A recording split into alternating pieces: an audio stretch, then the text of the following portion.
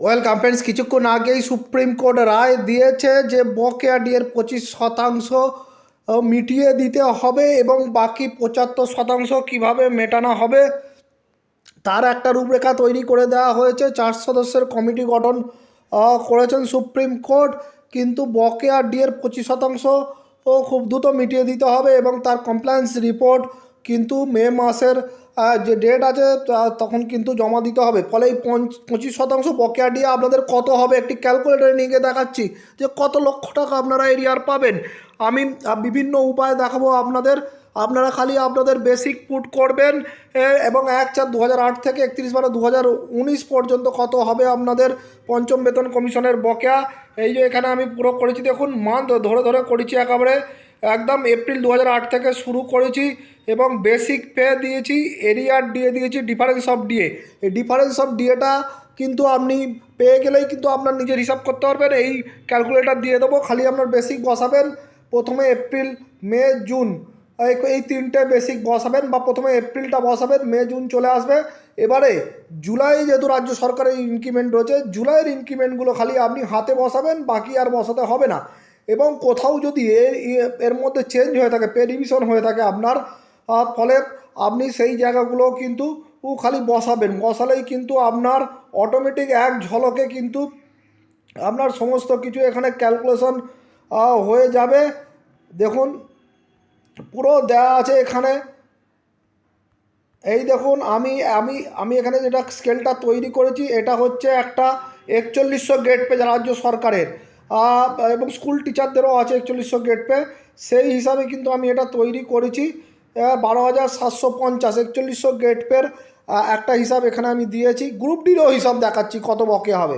12,750 4100 grade পের পঞ্চম বেতন কমিশনের হচ্ছে বেসিক। এবং এখানে কিন্তু নতুন বেসিক আসবে না, যেহেতু আপনাদের 1/1/2020 থেকে বেতন কমিশন চালু হয়েছে।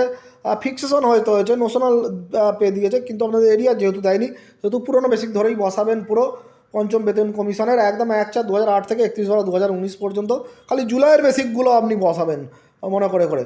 ফলে এবং এখানে কিন্তু অটোমেটিক ক্যালকুলেশন হয়ে যাবে। ফলে একজন 4100 গ্রেড পে তার কত হতে পারে একটা কিন্তু এখানে দিশা দেখানো হয়েছে এবং একদম ক্যালকুলেশন চলে আসবে। আপনি খালি আপনার বেসিকগুলো যেখানে চেঞ্জ হয়েছে বসাবেন। দেখুন 100% দিয়ে তার হবে এস্টিমেট কত, 7,39,396। তার 20% করলে কত হবে, 1,84,849। এই 1,84,849 এই টাকা কিন্তু খুব দ্রুত কিন্তু দিয়ে দিতে হবে রাজ্য সরকারকে। মার্চ মাসের যে ডেট দিয়েছে সেই মার্চ মাসের মধ্যে কিন্তু রাজ্য সরকারকে দিয়ে দিতে হবে। তাহলে দেখলেন এক একজনের কত বকেয়া হচ্ছে। ক্যালকুলেটর ডেসক্রিপশনে দিয়ে দেবো, ওখানে খালি আপনি আপনার জুলাইয়ের বেসিকগুলো বসাবেন। এবার চলে আসুন একজন গ্রুপ ডির কত হচ্ছে একটা পিডিএফ আপনাদের দেখাই, সবটাই আপনাদের দেবো। ভিডিওটি অবশ্যই শেয়ার করবেন, চ্যানেল নতুন হলে সাবস্ক্রাইব করবেন। দেখুন এখানেও কিন্তু এটা কিন্তু একটা পিডিএফ। এখানে যে ফর্মুলায় দেওয়া আছে আপনি নিজেও কষে নিতে পারবেন। একদম পিরিয়ড ধরে central DA, state DA, difference of DA কতটা, ক মাসের জন্য ওই ডিএটা ডিফারেন্স ছিল, তার এরিয়ার কত হবে।